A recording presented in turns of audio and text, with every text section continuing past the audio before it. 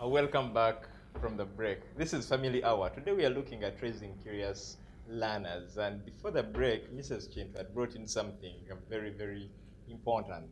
She said we should draw a line between uh, curious learners and attention seekers. Now, when do I know that this one is just a curious learner or this one is just an attention seeker? I guess it depends on the environment you find yourselves in. Because if they're asking questions that are, non-issues, or if they keep coming back, that means that the parent or the teacher must see beyond the physical presence of coming in and say, can I have a pencil? Do I need, I'm also looking for a sharpener. My pencil has no rubber. Things like that. Then no, this has gone beyond wanting to know, and it's turning into something else. So you have to be very tactful in the manner in which you address that problem, to try and discover where is it coming from, what is causing that emptiness, and what is causing the insecurity for this child to keep coming. Maybe you put them in a group that they don't want to be in. Maybe there's some unresolved issue that they're supposed to be dealing with. So don't just send them away. Find a way of, if it's 1, 2, 3 times and you can see that now indeed this is attention seeking, then you want to find where the underlying problem is. Take them aside and completely change the subject, and ask them about something that may trigger conversation. Ask them about how many, do you have any siblings? Things like that will help you to trigger a conversation. I have siblings. There's a small clip that used to go around. A visitor came and asked the little child who was seated on the veranda, where's your mom? My mom. She's behind there. She's a Fuamindi. you know. And then she said, hey, a Fuamindi. Hey, omanyitata agenda. Things like that. You see, this child is longing to pour out. They may look like frustrations, but she's longing to find somebody to speak to. So discover, when the person is seeking attention, what is it that they want and how can they be helped? It goes beyond curiosity. But curious children, you can see. Say, there's a child recently who was telling us, he used to look at the rear view wipers and the way they were going, and that there was always lines in the rear view screen. So he asked, why are there lines? And the person who was driving said, "Nemwana go buzanyo." That is not a question that should come from any parent or any teacher, because it closes the person. When you show them that you are not willing to entertain their questions, that you are not willing to satisfy their curiosity, be open and be willing to receive that, because they will move from that point of ignorance to the point of knowledge, and only you can do that for them. So punctuate your conversations, allow them to ask questions, and you in turn give open-ended questions, because they will lead you to something better. Spend some time with that child who is curious. Spend some time with that child who is longing to discover and to understand whatever it is they want to understand. Move with them along. Show them that you're interested in them moving from ignorance to a point of knowledge. Canon Alice, Yes, can please. this attention-seeking child be turned into a curious child? When you talk about attention seeking or curiosity, the borderline is quite thin, right? Let me ask, would you be irritated when somebody asks, a usual question, but because you're interested in them, you're willing to listen? That is where it all starts from.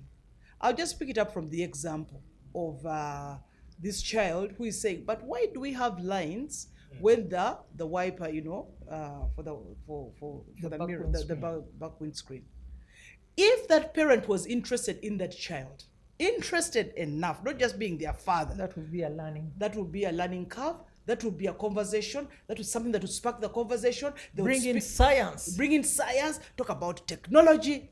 It all begins with interest. And I'm telling you, when you love something, when you're interested in something, you just flip the coin for yourself. That's why even if somebody has done something extremely bad, you'd want to say, but they still have some good in them. Yes. Right? So if you look at the other side of the coin, you realize that yes, this child who is seemingly insecure, I'm just going to be intentional. I'm going to be interested in who they are and look at why are they seeking attention?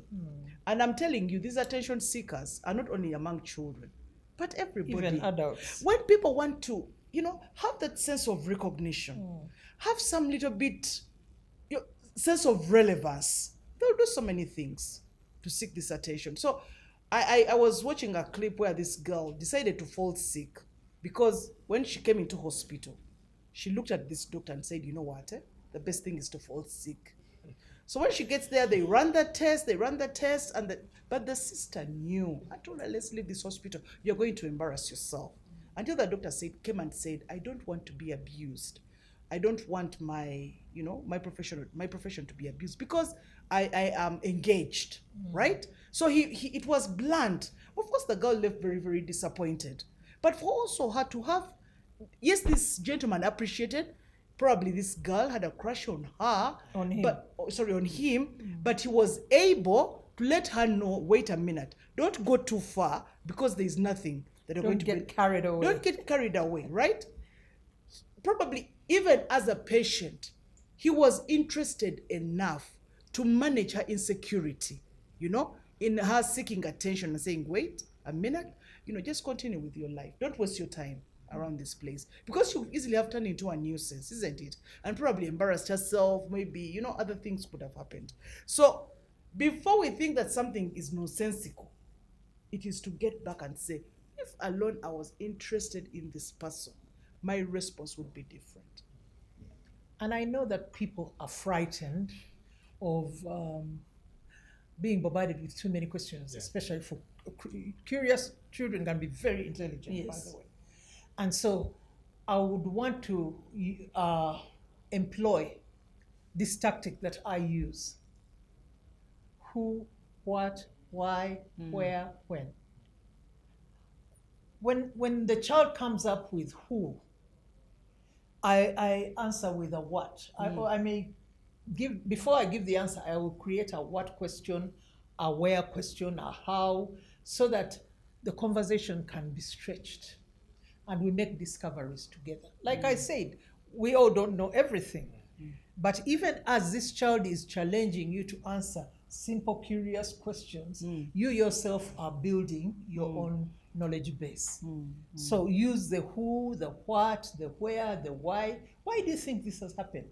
Can we do this together? Why do you think the litmus paper has turned blue, etc.? And then you take the conversation from there and be willing to also tell them, oh, I've learned something new from you. To show that learning never comes to an end. To show them that you are not the I know it all. To show them that you're also at a place of learning. When you do that, you excite their learning urges and build it further to help them to develop to become better people. You've reminded me of someone I know who each time they were going out, they would clean their nose with a hanky. So the daughter asked one time, Mommy, why do you always clean your nose with your hanky before you leave the house? And the mother didn't respond. So, but somehow she felt offended. And so this other time she decides not to clean the nose when the daughter is seeing. And as she stepped out, that was, Mommy, you've forgotten to clean your nose. But she never gave Mommy the answer. The mommy never gave the daughter the answer. But at least the daughter knew that Mommy has to clean the nose before. So children and learners learn a lot through observation. Oh, yeah. So sometimes we may say things and do things and communicate things that are not part and parcel of us. But they will notice that you're not doing it. Exactly. You're telling us to brush your teeth, but your teeth are yellow. So, we don't, even as we are charged with the responsibility of being teachers, of being parents, of being nurturers, we must practice what we preach so that we are able to show those that we are teaching that it's a doable thing. Okay. Canon, some parents, especially those that are nurturing kids that are in kindergarten, face a very big challenge. A child come, they ask because they want to know, but then they keep on arguing with you, referring to the teacher. No, teacher said this, but yet they have asked you. And sometimes this also becomes a little irritating to the parent. So how can parents go through this?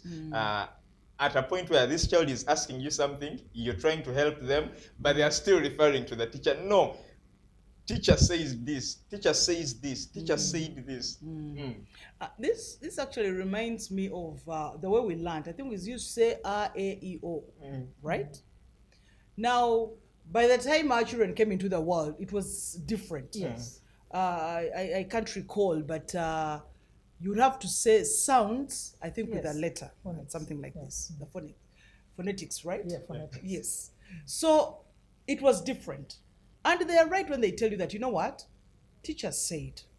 Because when they leave home, they go into this learning environment. Bagenze kusoma. But they are also with the other learners who are actually absorbing in new information at the same time. Now, the way you learned is different. I'll tell you, when you have a curious child, and when they're arguing with you and telling you, you know what, mommy, teacher said. Actually, I remember when my daughter would say, you don't know. It's teacher who knows. And it's okay. So, I went to the teacher and I said, I just want to establish, there are things that I know. I said, no, the curriculum has changed. Now, they are supposed to give Sounds. They're supposed to give some, but it wasn't sounds at that time. It was when you're giving an explanation, I think you're supposed to relate to your environment, right? And we're even warned, because we want the easy way out. We go to Google, we Google the questions and we want to give them to our children. But in class, they've been taught differently. The curriculum demands differently. People teach more of the technicality of the exam. So even in the exam, they expect a different way of answering these questions. So when you find your child a little curious, like I said, when you are interested, you go the extra mile to establish. Because at that level, you'll be able to gain the right insight to be able to help this child relevantly. So don't get irritated. Why would you get irritated when a child is asking or challenging you, for that matter? It helps us have clarity of understanding of what the expectations are. You have seen where parents have an argument. I think my child was undermarked. Let me tell you, when you go to those UDEP, those people do a great job in actually marking and ensuring that there is fairness. Yeah? So if you have had an experience, if we're going to have a conveyor belt, for heaven's sake, you mark, I mark. My levels of integrity are different, her levels of integrity are different, but there is also somebody out there who is supervising to ensure that we do the right thing. Okay? So it is to have that understanding at the end of the day. When we are being challenged, is it possible that you go back to the teacher and ask where your child is coming from? Have a private conversation. When in our day, we used to say A-E-O-O. Yeah. These days, you don't sing vowels. It is the phonetics. It has to have a sound. Now you go back, you've gained insight, you've fostered you've had additional information. There is understanding. When they come singing their hearts out, you say, oh, okay. Now that is the new mode of learning. I have heard when parents complain, said, be interested, find out. It will help you more. Now, the other thing that is quite challenging for us is that our children look at us as geniuses. Exactly. People who know everything. Mommy knows it all. Mommy knows it all. Daddy knows it all. So honestly, as parents, let's not embarrass ourselves. Let's get to know more. Learning never stops. I said here that get interesting reading material for yourself and for the child. Or you can even get a movie. When you learn something and you see the moral is going to be, get a movie to enhance the learning process. One thing that they don't tell us when we become parents is that you go back to school. P1, Exactly. nursery P1, P1. you walk with the children throughout there. You go back, despite the fact that you're an adult. You have to go back because you have to be abreast with what it is that they are learning. And when you make a mistake, acknowledge it. Use the mistakes and failures to teach lessons that will propel this child to do better. They may make the mistake, it may be you who's making the mistake, but use them. Don't say, kusinze, I know, but no, but let's use it to get them to become better. So, go back to school. Even as your child is curious, first of all, you don't want to know what a dull child can be like. So when your child is curious, give thanks. Begin up Mavivi and give thanks. And then pull up your socks and work with them until they're... And maybe the other thing I would want to say, let us not look at it as a burden. Yes. Let's enjoy the journey. Because it's a journey. When you're in P1, you celebrate P1. When you're in senior 4, it's a different story. When it's university, it's a totally different story. So let's enjoy the journey. But because at the end of the day, there's always a finishing line.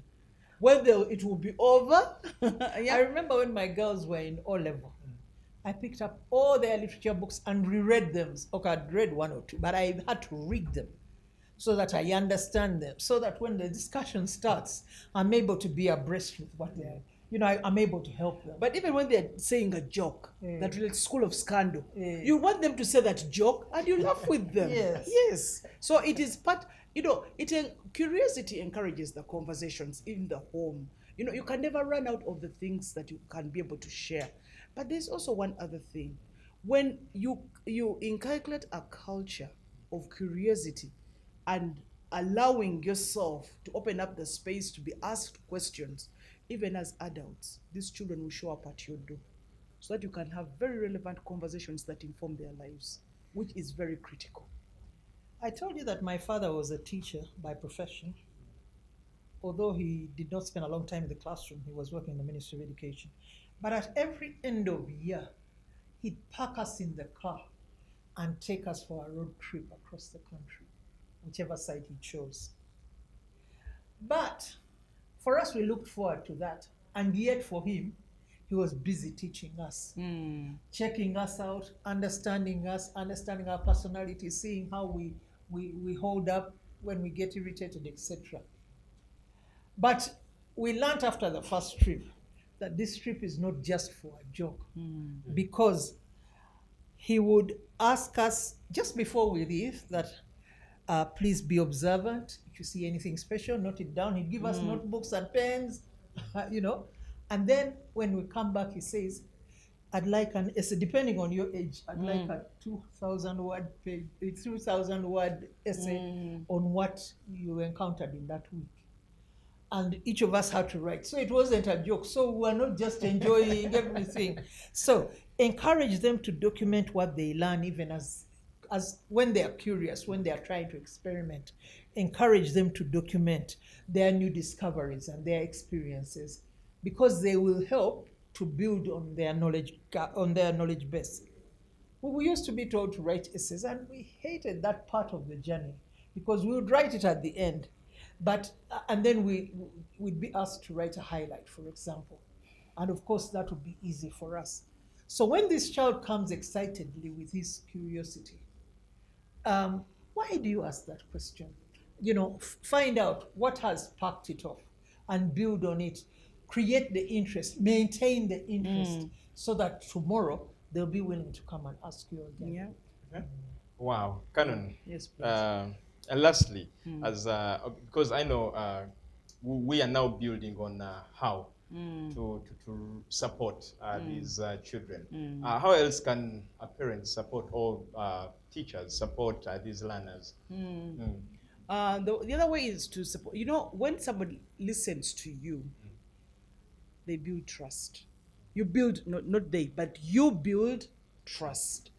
So There is nothing I would cherish as me personally when somebody chooses to trust me. And I always say, and I share, that if somebody walks, they go past Edrin, they go past Christine, they come to me, that's Yeah, how powerful, it is the relationship that they have chosen among everybody else to come to me and open up. And they build that. So we shouldn't abuse trust. Children, and they're not curious with everybody. Yeah. No, they are curious with people whom they trust enough that they'll give them the answers. Who they find interesting. They find interesting. They know these people are going to speak back to them. They're going to talk to them. They're going to have conversations. They're going to solve problems together, and that's how they come. If you chose, there are things that I would do. And you're seated in a class, for example, baby class, and there are like 3 teachers. You will find that there's this one teacher where all the children go to, or they sit around. And there's also this other teacher who's always busy marking or talking to their friends and so on. Or giving instructions. Let me tell you, these are small details that communicate, isn't it? It worries me if I have my child whom I would want to be of a certain caliber, and they're always engaging with certain people. And I keep asking myself, what is that person downloading in my child, right? Because that speaks for me. It means now they trust that person more. If they want to solve their problems, they're going to solve their problems according to that person's capacity. So when we're looking at curious learners, let's inform ourselves, because we are preparing them for their destiny, isn't it? We want to bring out the best in them. We want to have them explore their potential and their abilities for the future. And to discover themselves. So when they come with their curiosity, let's just be too interested, because they've chosen to trust us, so that we can be able to help them to become the persons that they're destined to be. Okay. Yeah. So curiosity did not kill the cat. It doesn't kill the cat. Let us look at it very, very positively. Okay. Yes, but because when we look at curiosity, it's like it's bothering, It's a bit irritating, but like I always say, there are always 2 sides to the coin. So choose to flip that coin for yourself. You'll be amazed that for everything that we know, there is the positive around that thing. So for me, curiosity would speak different. That child is thirsty for more. Has an empty place that needs to be filled. That's why they are poking you with questions, poking you with inquiries, so that they can understand better. They have a void that needs to be filled. Let's fill it with information that is relevant. And maybe the other thing that I would also say, when you see a curious person and they're asking a question, do you realize that they focus on you? Yes. They look at you as they wait for you to respond. It means that even when you're telling a lie, your body will give way, right? So if you don't know, say you don't know, but I'm going to help you find. Oh, I don't know, but I'm going to ask Auntie Christine to talk with you. They'll be able to give you the right answers, because I don't know. Now, when you break that trust and you give them something that probably does not match up to what they would want, they wanted to hear what they expected, or they have a little more knowledge than you have, then they'll never come back again. I had a certain professor I was working with in a working place, and then they'd come and pose a very complicated question to you, and then look at you, he'd look at you intently, and then you are kind of say, how do I say? Say you don't know. So it's good to acknowledge when you don't know something. Okay. Canon, in a minute, what are your closing remarks? My closing remarks will come from Proverbs 20, verse 5, right? When I am curious, I'm seeking for counsel, isn't it? So the Bible says, counsel in the heart of man is like deep water. That is the hunger she was talking about, the desire. But a man of understanding will draw it out. If I'm curious and I'm looking for answers, I have spoken to me that I need help out there. And I'm coming to ask questions and I expect to get answers. But the moment I get understanding, I will be able to draw out the deep waters for myself. I'll be able to quench the thirst. I'll be able to become a better person. Thank you so much. Mrs. Chintu. Your closing remarks. My closing remarks. These curious learners will always be with us. We need them around us. One, to keep us on our toes for more knowledge, but also to develop our communities better. Because I'm sure there are generations which need to learn from us. It hurts that we should go away with so much and we're not willing to share it. So when you see a curious learner, when you see a curious child, please stretch out your arms and be willing to help them. Exactly. Thank you so much, Yes. Mrs. Chintu. Thank you so much, Canon Alison. Thank you so much, you, our viewer. We started together, and now it's time for us to go. Edwin Austin Mukalas is my name. I've worked with Andrew, Jonan, Mwebe Mbezi, and Didmas, of course, and from the entire team, we wish you a blessed night. Next is Soul Moment.